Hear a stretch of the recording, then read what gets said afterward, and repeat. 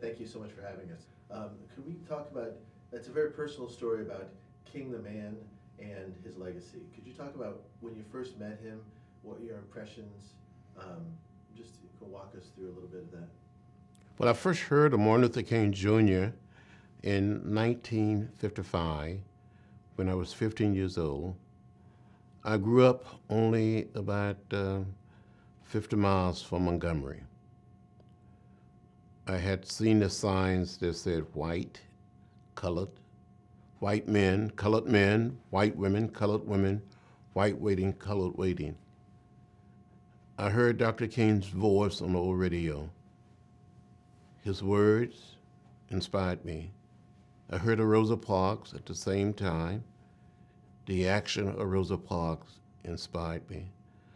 I grew up in segregated rural Alabama, and I didn't like the signs that I saw saying white and colored. White men, white women, colored women, white waiting, colored waiting.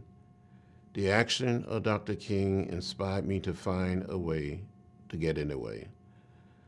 I had been told by my mother, my father, my grandparents, and great-grandparents, when I would ask questions, they would say, don't get in trouble, don't get in the way. But I felt like Martin Luther King Jr. was speaking directly to me, saying, John Robert Lewis, you too can do something. So in 1957, at the age of 17, I wrote Dr. Martin Luther King Jr. a letter. I didn't tell my mother, my father, any of my sisters or brothers or teachers. I wanted to attend a little college 10 miles from my home called Troy State College. I applied to go there, submitted my application, my high school transcript. So I wrote this letter.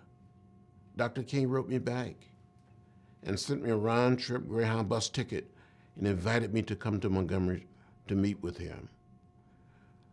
So in September 1957, I boarded a bus. I traveled from Troy, Alabama, rural Alabama, past Montgomery to Nashville to go to school. An uncle of mine gave me a $100 bill, more money than I ever had, gave me a Foot Locker, put everything that I own, my few books, my few clothing in that Foot Locker, and took a Greyhound bus to Nashville.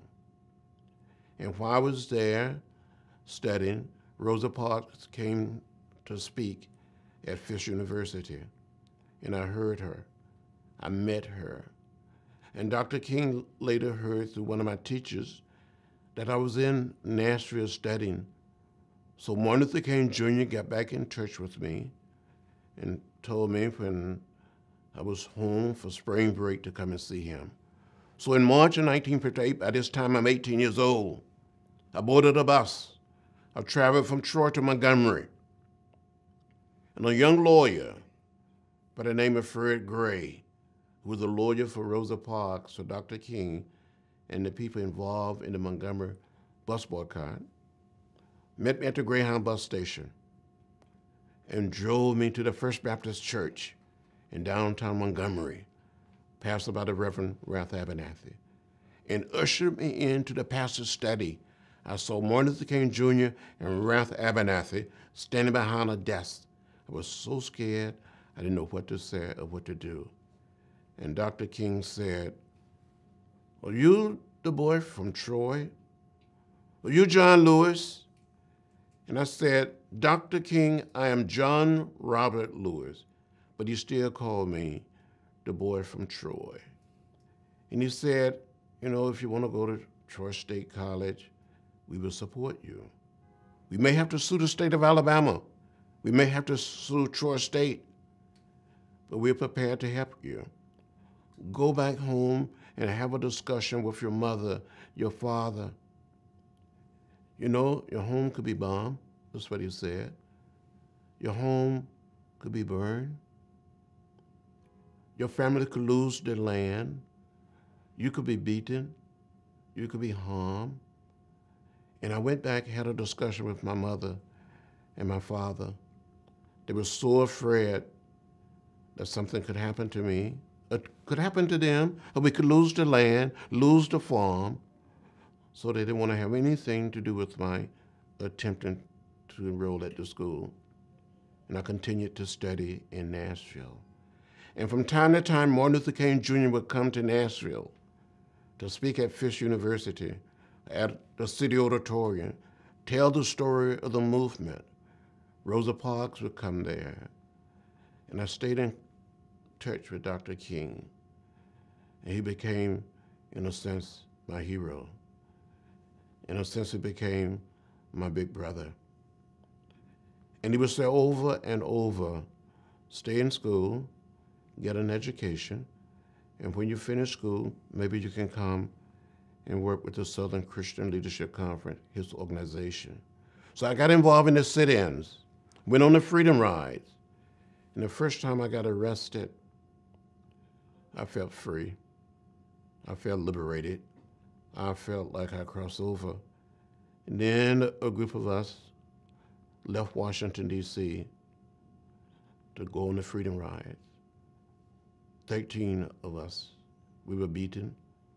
We were left bloody at the Greyhound bus station in Rock Hill, South Carolina, and later at the Greyhound bus station in Montgomery, Alabama.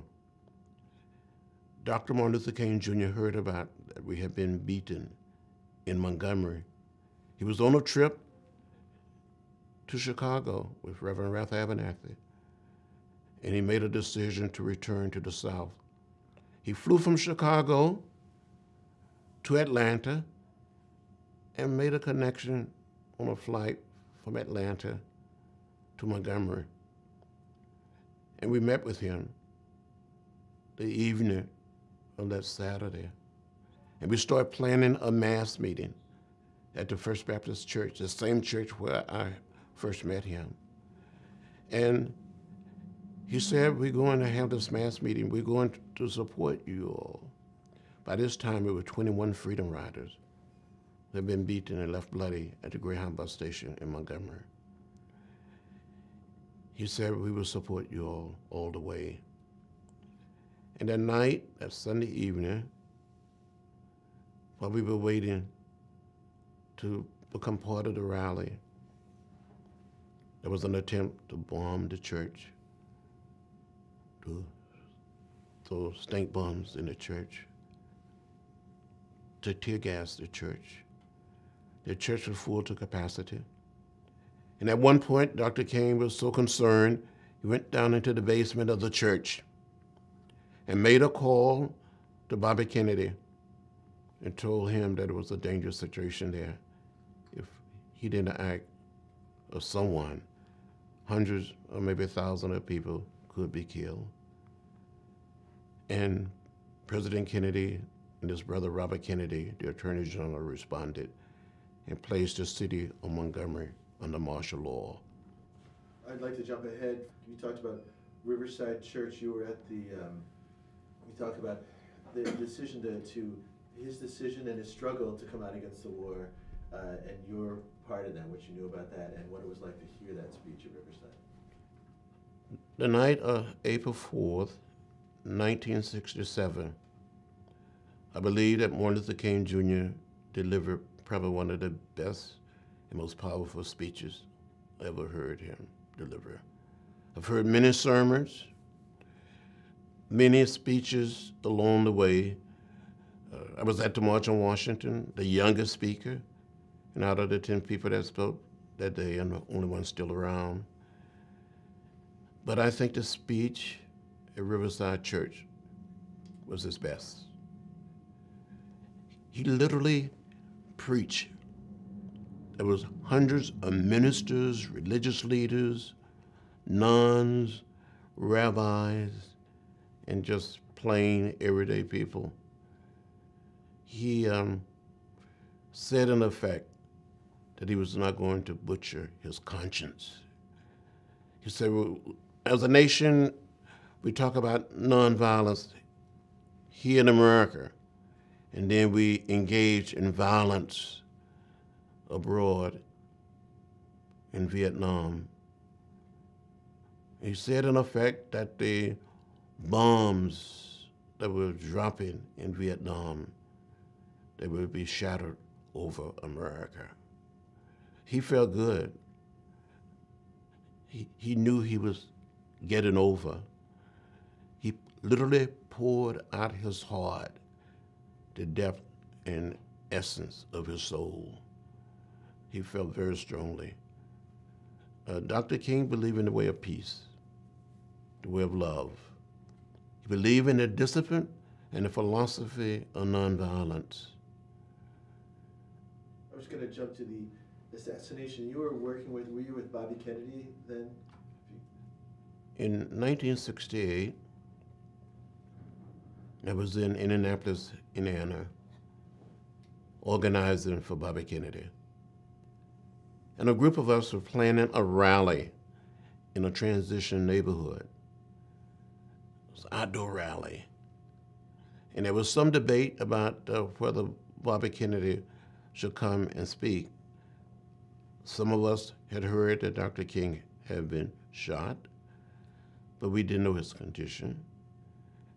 And I, for one, kept insisting that Bobby Kennedy had to come and speak to the crowd that were waiting. And he did come and speak. And it was Robert Kennedy who announced that evening, April 4th, 1968, that he had some bad news. He said, in effect, that Martin Luther King Jr. was assassinated. And a hush came over the crowd. Some people cried. And then I said to myself, well, we still have Bobby.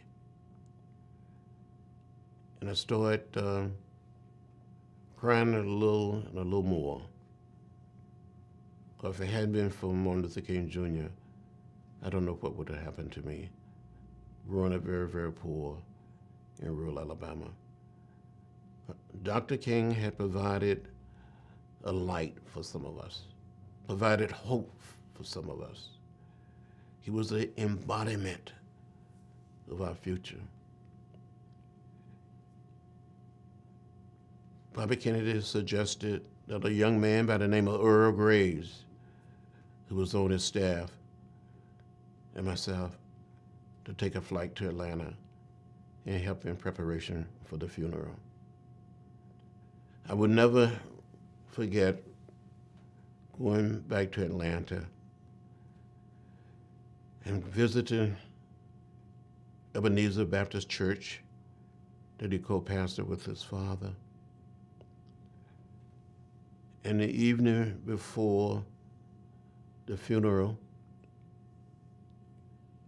Bobby Kennedy and other members of the Kennedy family wanted to go down to the church, and it was my responsibility to lead them through the educational building, down a flight of stairs to view the body of Dr. King. That was a sad and dark time in the history of the struggle for civil rights and for America and for people around the world. Because Nina Simone said in one of her songs, "The king of love is dead." How did it personally affect Bobby Kennedy when he heard the news? When Bobby Kennedy heard that Dr. King had been assassinated, he was shaken. He invited us that evening to come to his room at a hotel in Annapolis. Some of us sat on the floor, others on his bed, and we all mourned and cried together. Even he was shaken, visibly shaken by it all. I think he admired Dr. King. I knew that his brother, President Kennedy, admired Dr. King. They probably had some differences, but I remember the day of the march, when President Kennedy invited all of us, all of the speakers, down to the White House, and he stood in the door of the Oval Office, greeting each one of us, saying, "You did a good job." He was beaming like a proud father. He got to Dr. King. He said, "You did a good job, and you had a dream." That was my last time seeing President Kennedy. So I felt that when President Kennedy was assassinated, and later Dr. King and Bobby Kennedy, 2 months after Dr. King, that something died in all of us. Something died in America. Some of that sense of hope and faith died. And afterwards, with the idea of the Poor People's March, I'm sorry, if we go back a little bit, I'd go back to the idea. Mary Matt Edelman was telling us that it was Bobby Kennedy who was saying, "King, you need to, this march, bring the poor to Washington." Were you part of any of those discussions, or did you know anything? I remember very well being at one of the meetings discussing the Poor People's Campaign. At this time, I was serving on the board of the Southern Christian Leadership Conference. We met at Pasco's in Atlanta, where Dr. King brought a group representing those that have been left out and left behind. There were low-income whites, low-income African American, Latinos, and Asian American, and Native American, all meeting together, preparing to take their issues, the concerns, and the needs of poor people to Washington to camp out. People were ready. People were prepared to go and stay a while. And at the same time, there was a struggle going on in Memphis. Dr. King hadn't planned to go to Memphis.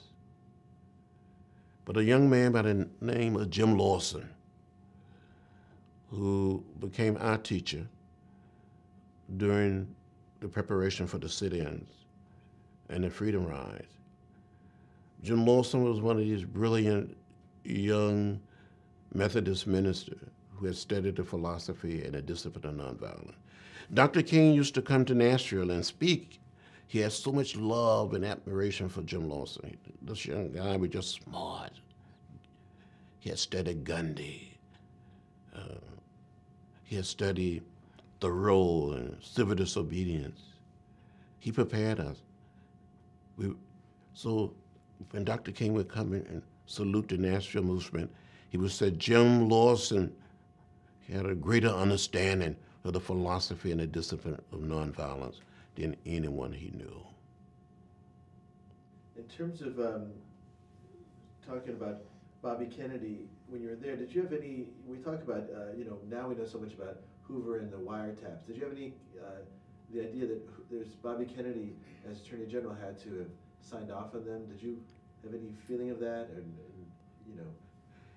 At the time of J. Edgar Hoover made the request to wiretap Dr. King, I hadn't heard anything about it. I didn't know anything about it until much, much later. During those days, we assumed that we all were being wiretapped or spied on or somebody. The federal government, local, states, city, that we all. I remember once in Montgomery talking on a pay telephone. Hung up the telephone and picked it back up. I heard part of my conversation. So we all just assumed somehow in some way there was somebody watching, somebody listening.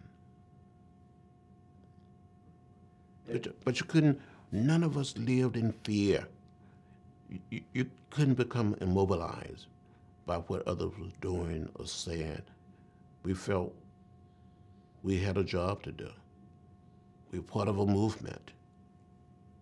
And we would not let any person or any group stop us.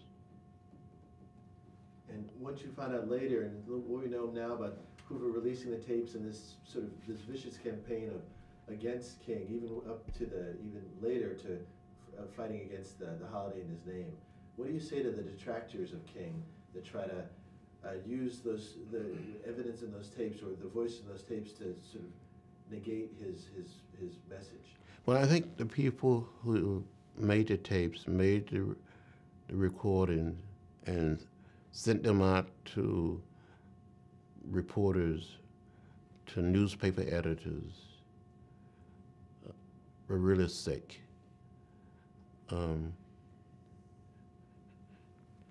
I think J. Edgar Hoover hated, despised Dr. King. He tried to suggest that the movement was communist-inspired. But we didn't need anyone from Moscow or any other place to tell us that segregation and racial discrimination were bad. We didn't need anyone to tell us that we were being discriminated against. We didn't need any foreign power, any outside force to tell us that people of color could not register to vote simply because of the color of their skin. We didn't need anyone inside of the federal government or outside to tell us that people were forced to count the number of bubbles in a bar of soap, the number of jelly beans in a jar, that black lawyers and doctors, college professors were being told they could not read or write well enough. After the assassination and the sort of the violence that broke out across the country, how did you feel about that as a practitioner of nonviolence? And just how did that affect you? Because already in the movement between between SCLC and SNCC and this idea of questioning nonviolence, the riots were sort of a flashpoint. Well, Dr. Martin Luther King Jr. would say that the riots became the language of the unheard. And somehow, he would say, we have to give people some victory. We have to give people a sense of hope. I never liked violence. Dr. King didn't like violence. I think we grew to accept the way of peace, accept the philosophy of nonviolence as a way of living, as a way of life. And said, in effect, you may beat me, you may throw me in jail, you may even kill me, but I'm going to adhere to the philosophy and the discipline of nonviolence. And many of the young people, many of the students that came out of the movement, young people, lived that way. They were willing to put their bodies on the line.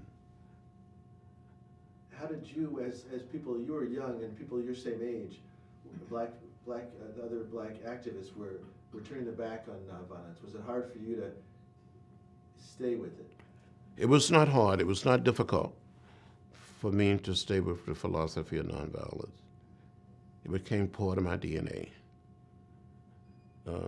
During that period, in the early 60s, mid-60s, I was arrested, jailed, beaten, left bloody, unconscious.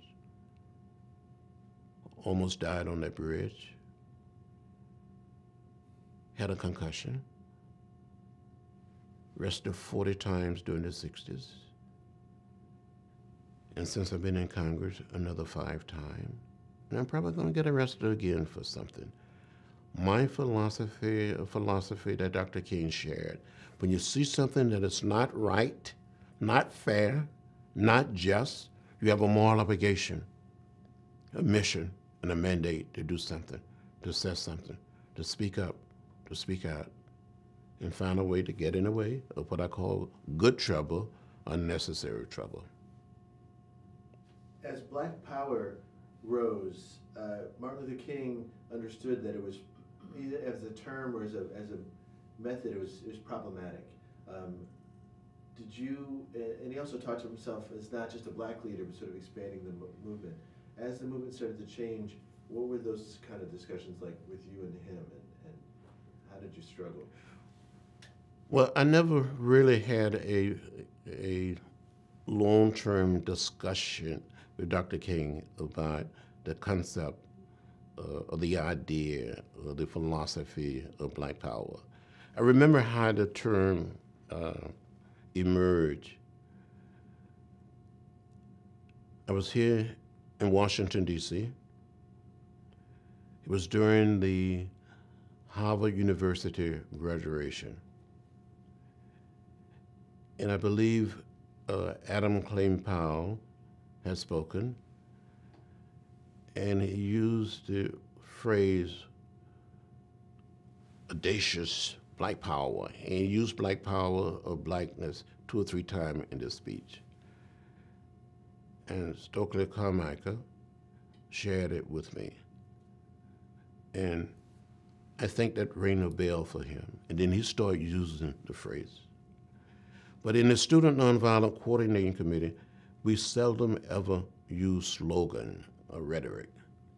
We believed in programs, the 1, 2, 3s, the ABCs of doing this or doing that. So I never really used it. Can we talk about, you've had this commitment to nonviolence to this day, and I'd sort of like to talk about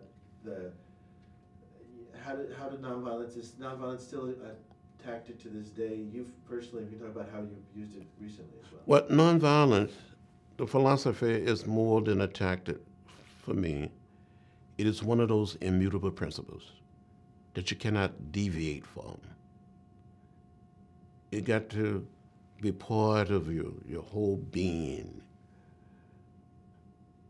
You come to that point where you respect the dignity and the worth of every human being. And you cannot give up on it if you're going to create what Dr. King called the beloved community. If you're going to be able to redeem the soul of America, you cannot and must not give up on this concept, this belief, this way of life. Because as A. Philip Randolph indicated to many of us, this unbelievable man who was the dean of black leadership during the 60s, who had this whole idea of a march on Washington during the days of Roosevelt, the days of Truman, and it all came together during the days of Kennedy. In some of these meetings, Mr. Randolph would say over and over again, maybe our foremothers and our forefathers all came to this great land in different ships, but we're all in the same boat now. Dr. King put it another way. We must learn to live together as brothers and sisters. If not, we'll perish as fools. And Dr. King probably says something like this today. It doesn't matter whether we're black or white, Latino, Asian American, or Native American. We're one people, we're one family. We all live in the same house. Not just the American house, but the world house. I was going to ask you about, there's a white backlash in terms of the movement. As the movement moved to the Chicago, then there's this white backlash. Do you feel that we're in a period of white backlash now? Is it cyclical? There's something happening in America today, but I wouldn't necessarily call it white backlash. I think there's a philosophy, an ideology that is moving around. There are forces in America today want to build walls. But there are other forces that want to build bridges.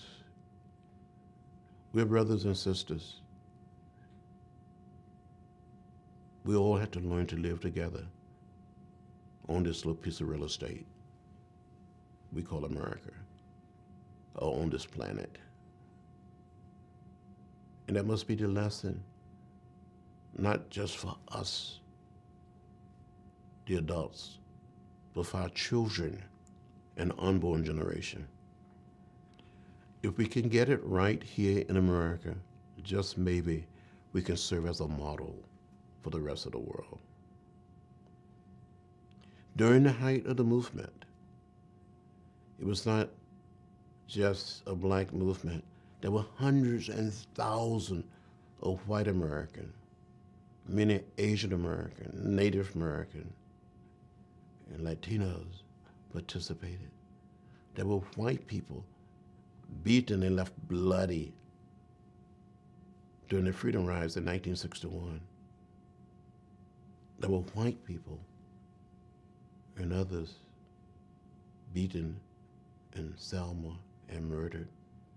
When we were jailed in Mississippi during the Freedom Ride, more than 400 of us, the majority were white men and women from all across America. And when we had the Mississippi Freedom Summer, the majority of the volunteers, and I will never, ever forget, during the summer of 1964, Freedom Summer,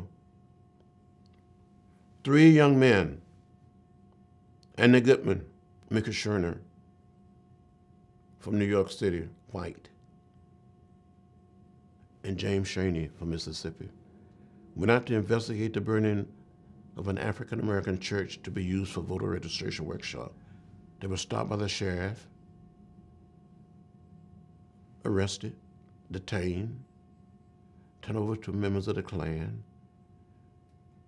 where they were beaten and later shot, murdered. These 3 young men died together. So going back to King, just a personal memory, do you ever think there's something about King's legacy, how it lives in you today, and also a personal memory, something that makes you smile, something that's not political, it's just like a personal touch that really, that maybe people don't know about King? Well, I remember on one occasion, he knew I wanted to be a minister. He knew I wanted to preach the gospel. Because when I was a little boy, growing up on a farm, we used to raise chickens. And I would gather all of our chickens together in the chicken yard. And my brothers and sisters and cousins would line the outside of the chicken yard. And I would start preaching to these chickens. And he would ask me from time to time, "John, do you still preach?" And I would say something like, "Yes, Dr. King, when I'm taking a shower." And he thought it was funny, and he just started laughing. But I remember on one occasion, we were driving or riding in Mississippi, and he saw some hole-in-the-wall restaurant. And he said, "We should stop and get something to eat. If we get arrested and go to jail, at least we're going to full stomach." It was just a hole in the wall, and none of us wanted to stop. None of us wanted to go there and try to get something to eat. And he just laughed about it, but we didn't think it was that funny. Did you get the food? No. Great. Is there any misconception about King's legacy that you'd like to clear up? Well, Dr. King was consistent. He was determined. He was a wonderful, wonderful, unbelievable human being. I think if people got to know him, they would love to have had him as an uncle, a big brother.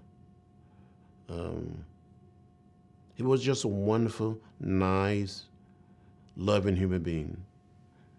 I remember so well when I left the jail in the state penitentiary in Parchment, where over 400 of us went in 1961, and I wanted to return to school. And he said, "John, do you have the money to go back to school?" And I said, "No." He said, "I will help you get a scholarship." And he did. And that was very kind of him. When we were walking from Selma to Montgomery, after we had been beaten and left bloody, we were walking one day, and it had been raining, sun came out. He was wearing a little cap on his head. He took the cap off of his head. He said, "You've been hurt.